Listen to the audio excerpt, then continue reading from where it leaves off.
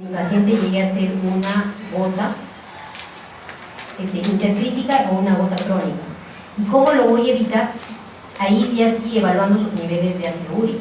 Se pasó la crisis aguda y ya me voy a preocupar por darle solo profilácticamente la colchicina. Pero cuando uno usa colchicina para la etapa aguda la tienes que usar cada 3 horas, hay un esquema ahí, es bastante dosis de colchicina que te da también bastantes efectos secundarios como son diarreas, intolerancia gástrica, qué sé yo.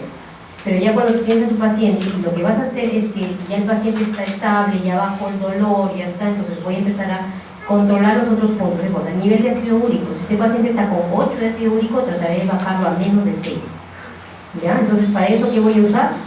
Los úricos o usaré el alopurinol en este caso, que es lo que más usamos. Eso es uno. Y el tratamiento profiláctico, que va a ser el uso de la colchicina, ya no en dosis antiinflamatorias, sino en una dosis de mantenimiento, que generalmente se le da 1 o 2 veces al día, dependiendo de la tolerancia, dependiendo del hígado y del riñón del paciente, ¿no? Pero lo que estaba leyendo es que capaz no se debe usar alopurinol en fase aguda. Así es, por eso yo en alopurinol no está en fase aguda.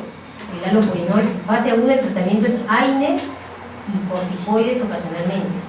¿Por qué? Porque se menciona de que en la fase aguda que hay tanto, el alopurinol puede hacer un efecto contrario y exacerbar la crisis, ¿no? Entonces, cuando tú tienes ya tu paciente sin fase aguda, ahí empezamos la siguiente fase que viene a ser el uso de los otros medicamentos, ¿no? Corticoides yo no usaría en pacientes con gota, solo si fueran infiltraciones o si tuviera alguna contraindicación de que use AINES convencionales, porque los AINES convencionales también te pueden ayudar.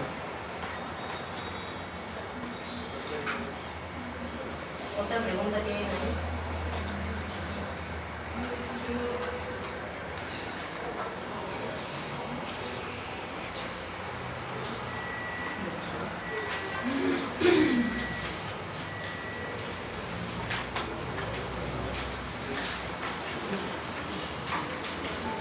Ya, brevemente quiero que se queden con un concepto. Ya, y el delegado no va a decir hasta dónde llegamos. Porque el delegado me tiene así con el tiempo. No sé si ustedes saben, porque esa es una época.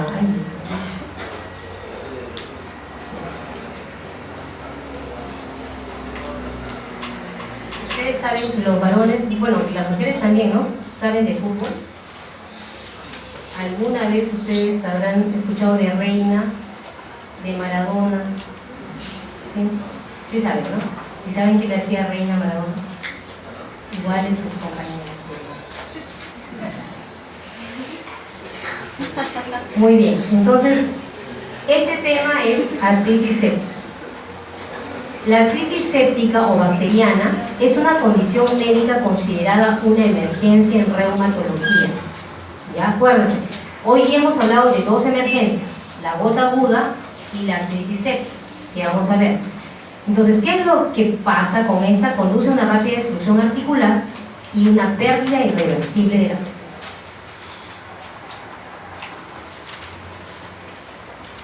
¿Qué pasa? Tenemos una articulación y con una infección producida, que es una emergencia, destrucción, y nos va a producir disfunción. Quiere decir, todas nuestras articulaciones pueden sufrir una artritis infecciosa. La epidemiología es variable, eso va a depender de la ciudad y todo, es de 2 a 10 por 100.000 personas por año, pero vean, lo que quiero que escuchen y tomen y recuerden es que es casi 7 veces lo que en un paciente con artritis reumatoide. El paciente con artritis reumatoide tiene un riesgo, la incidencia es altísima para infección. Es dependiente de la edad, tiene 2 picos, menores de 15 años y mayores de 55 años, y en pacientes pequeños también, ¿no? Menores de 2 años también. La articulación que se compromete más frecuente en niños es la cadera, ojo, y en los niños mayores y en los adultos es la rodilla. Esa es algo importante. Miren esta cadera, miren, cadera normal, ¿sí? Vean, esto es porque es un niño, son los cartílagos de crecimiento, los núcleos de crecimiento, eso también. Esto es un núcleo de crecimiento normal y miren acá, ¿no? Siempre hay que ver, como les mencionaba a los chicos, es la simetría, es asimétrico, ¿cierto? Esa está rotada y prácticamente acá hay un incremento del espacio articular y la articulación destruida. Entonces, primera diferencia: en niños, cadera; en adultos, rodilla. Ya, cualquier articulación se puede comprometer. Igual, eso también es una radiografía articéstica en niños. Núcleos de crecimiento, espacio articular normal, y acá hay un gran incremento en el espacio articular. Y destrucción, prácticamente ya no hay. ¿Y por qué les pongo estas imágenes de niños? Porque tenemos que ser, tal vez muchos de ustedes vayan a ser pediatras. Entonces, dolor y limitación funcional en un pequeño de 2 años, 3 años, 4 años, que no habla, que no les va a explicar con un adulto, entonces en ellos prácticamente el tratamiento de esos pacientes es quirúrgico. Ahí ven al paciente que está operado. ¿Por qué? Porque de lo que ustedes se demoren en sospechar que es una artritis séptica, en diagnosticarla, va a depender la vida del paciente y va a depender la vida de su articulación. O sea, un pacientito, imagínense el pobre paciente cómo va a quedar con una gran limitación, ¿no? Y lamentablemente es del hombro derecho. Los hombres son ligeramente más afectados que las mujeres. Entonces ya están viendo, gota, artritis séptica más frecuente en los hombres. Un segundo pico de incidencia se ve en los adultos mayores, y generalmente la articulación en los adultos mayores. Hablo de adultos mayores, mayores de 65 años, ¿no? Y la articulación más comprometida viene a ser el hombro. ¿Cuáles son los factores predisponentes de la artritis séptica? La edad, ya saben, los menores de 15, menores de 2 años, el estado nutricional o desnutridos, las enfermedades asociadas, la inmunosupresión, ¿no? Inmunosupresión, acuérdense, nuestros pacientes, cáncer, enfermedades con lupus, artritis, VIH, drogas endovenosas, procedimientos como artrocentesis, traumas articulares, son los factores predisponentes más importantes. Acá tienen una lista: el compromiso sistémico, los factores locales, ¿no? Tanto de artritis, diabetes, psoriasis, hepatopatías, insuficiencia renal, neoplasias, toda esa lista, factores locales, trauma articular, reducción de fracturas, artroscopía, edad, los factores sociales. Acá solo para resaltarles de los factores que hemos mencionado, la edad tiene un riesgo mayor de 4, una cirugía, una artritis reumatoide más de 5, historia reciente, miren, todo esto. Una prótesis tiene un riesgo de 18, por eso es muy importante hacer buena historia del paciente. Y la patogenia es el ingreso de la bacteria que ingrese en la membrana sinovial, y se puede producir por estas rutas. Bien patógena, que es la más frecuente, más del 50%, por una osteomielitis diseminada, de otro foco infeccioso adyacente, ¿no? Por ejemplo, una celulitis, un absceso de partes blandas, o inclusive hay pacientes que tienen, acuérdense que tienen onicomicosis o tienen dermatomicosis en los pies, también es un foco de entrada, ¿no? La piel es nuestra primera barrera de protección. Secundario a artrocentesis, por ejemplo, no se lavaron bien las manos, no hubo una buena desinfección del ambiente, qué sé yo. Diseminación debido a un trauma penetrante, ¿no? Esos son los accidentes automovilísticos.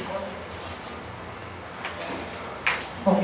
Hematógena, por ejemplo, un paciente que está con neumonía o que está con una infección urinaria, una sepsis, osteomielitis, celulitis, abscesos, que son lo que he mencionado, o directas por funciones, fracturas o heridas.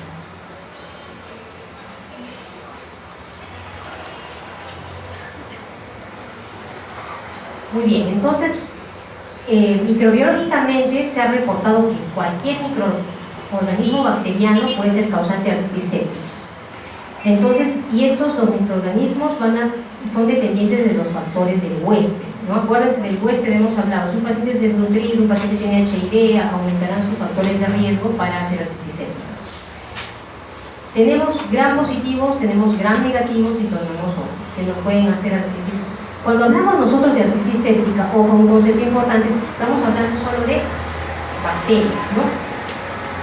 Ya sean los gram positivos, como el Staphylococcus aureus, que es la más frecuente, el Staphylococcus pyogenes, el inmunodeficientes, el Pneumoniae y el Staphylococcus coagulasa negativo, ¿no? En este grupo.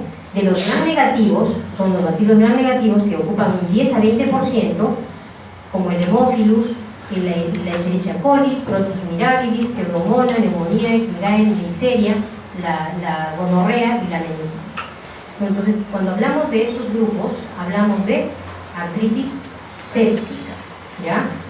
El Mycobacterium tuberculosis, la borrelia, los hongos, todos estos, cuando hablamos de ya los otros gérmenes, que no son bacterias, vamos a hablar de artritis infecciosa, ¿ya? Eso no hay que olvidarlos. Artritis séptica generalmente va a ser de los gérmenes de las bacterias, ya sean gram positivas o gram negativas. Artritis infecciosa están todos, ¿ya? Es un término general, digamos, pero entran todos. Entonces, los bacilos gram negativos dan cuenta del 10 a 20% de los casos, generalmente se asocian con historia de abuso de drogas, edades extremas, inmunosupresión y alta prevalencia de infección. Ellos muestran alta prevalencia por gram negativos. ¿No? Acuérdense, pacientes que están hospitalizados también. La Pseudomonas y la E. coli son los organismos más frecuentemente hallados. Los anaerobios se hallan en pequeño porcentaje de pacientes. ¿En quiénes más? En pacientes con diabetes, en pacientes con prótesis. Por eso es importante saber los factores de riesgo que tenemos. En los pacientes con artritis reumatoide, generalmente los gérmenes van a ser los Staphylococcus aureus. Un 10% de pacientes pueden tener infección polimicrobiana. El Haemophilus, el estafilococo y el streptococo se pueden ver en niños menores de 2 años, ¿no? Esto se ha modificado un tanto con la vacuna contra el Haemophilus, pero acá, por ejemplo, ha entrado esta bacteria, el Quiniela quingae, que ha tomado el lugar del Haemophilus influenza en aquellos pacientes que son mayores de 2 años, ¿no? Acá tenemos, este es un estudio de más de 2.400 casos de artritis séptica, donde vemos que el primer lugar y de lejos, un 44% es el Staphylococcus aureus, ¿no? Y después vemos ya lo de los streptococos y todo lo que estamos mencionando, ¿no? El diagnóstico de artritis no presenta dificultad en un paciente que haga fiebre, dolor articular intenso, calor, rumor y limitación. Vean que esto se parece a un cuadro de artritis de una gota, por ejemplo. Por eso son diagnósticos diferenciales. Pero el diagnóstico clínico en laboratorio es altamente impreciso, ¿ya? El dolor articular está disminuido en inmunosuprimidos. En pacientes con artritis reumatoide, diabetes o con corticoides ha disminuido. Acuérdense que los predictores de mortalidad incluyen la edad, mayor de 65 años, confusión y enfermedad poliarticular. Los predictores del daño articular incluyen, ya les mencioné, del daño articular mayor de 65, diabetes, infección por estreptococo hemolítico.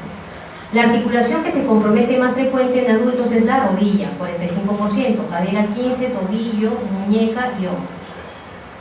Estas son las más afectadas. Entonces, más afectada nuestra rodilla, seguida por la cadera, seguida por el codo, de ahí tobillo y las otras, ¿no?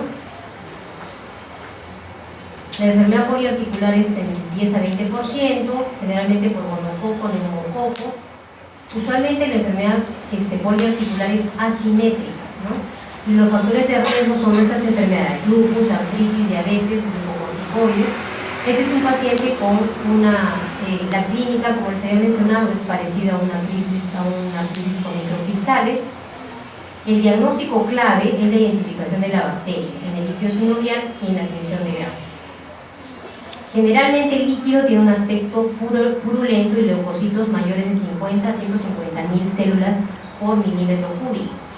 Ya en talleres vamos a hacerlo de líquido sinovial solo para que vean el aspecto. Miren, este es un aspecto purulento. Si lo normal de volumen de una articulación de la rodilla es el 0.5, tenemos que en el inflamatorio es más de 5 y en el séptico es mucho mayor.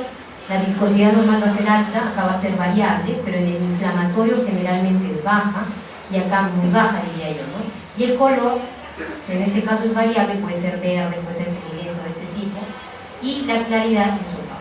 Se dice que un líquido sinovial normal podemos leer a través de un periódico, ¿no? Quiere decir, es tan transparente como si fuera el agua. La tinción de grano es positiva en el 80% de los casos, y los cultivos, hemocultivos, son contributarios al 90%. Hemocultivos positivos en la mitad de los pacientes. O sea, todos los pacientes con artritis séptica, además de sus exámenes de líquido sinovial, debemos pedirle hemocultivos también, ¿no? Porque es importante. Acá ya vemos ya cultivos, el rendimiento de los cultivos de acuerdo al tipo de germen. ¿Cuándo vamos a cultivar para gérmenes no comunes? Por ejemplo, con pacientes con historia de exposición a tuberculosis, de trauma o mordeduras de animales, que vengan a una zona endémica o viajes, por ejemplo, aquellos que vengan de Norteamérica para enfermedades de Lyme o de hongos, monoartritis refractarias a tratamientos convencionales. Por ejemplo, en los pacientes con artritis reumatoide, un paciente que está oyendo bien, que está con buen tratamiento y de un momento a otro hace una artritis, una monoartritis crónica, una monoartritis aguda. En ese caso tenemos que primero descartar que no sea una infección, ¿no? Por el riesgo que este paciente haga el mayor riesgo. Acuérdense, 7 veces más riesgo que un paciente que no tenga. Hemograma leucocitosis de los IPCR altas, reacción de cadena polimerasas.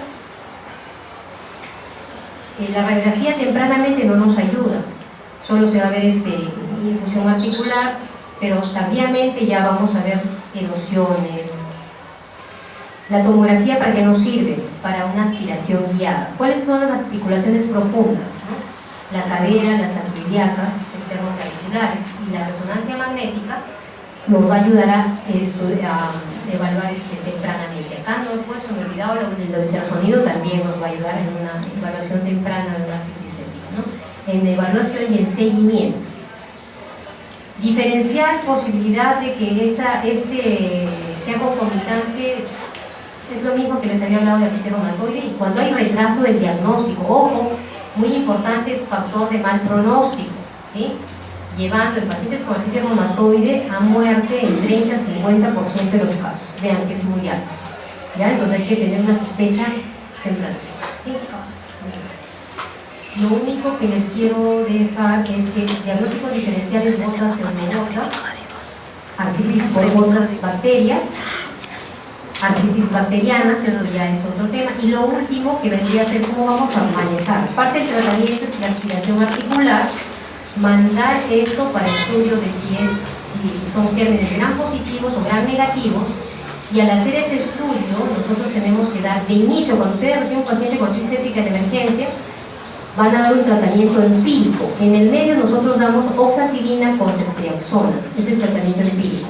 Ya cuando ustedes tengan el dato exacto de los cultivos del líquido sinovial, sea gram positivo o gram negativo, vamos a dar los antibióticos de acuerdo al caso. No, oxacilina solo para gram positivos, o si son gram negativos daremos otro tipo de aminoglucósidos que sean solo para ellos, ¿no? Entonces es muy importante para eso. Drenaje articular, tratamiento antibiótico empírico de primera línea. La primera línea es el tratamiento empírico, y después ya nosotros, de acuerdo a los factores de riesgo, ya tendremos la elección es de acuerdo a la definición de Gram, la edad y los factores de riesgo, ¿ya? Entonces ya les mencioné las drogas más importantes, obviamente Gram negativos, cefalosporinas, y el tratamiento de un paciente que tenga pseudomonas será con ceftazidima con aminoglucósidos. La duración del tratamiento de artritis séptica va a ser por 14 días, endovenoso, y seguidos por terapia oral de 14 días, ¿ya? Ya lo demás ya es La artritis gonocócica la van a ver ustedes en ¿cómo se llama? En sus talleres, ¿ya? Lean eso de la artritis gonocócica, y las otras que ya lamentablemente por el tiempo no podemos ver, ¿ya? Muy bien, gracias. Pero más bien antes de que salgan, alicen sus cosas, salen cuando lo llamen.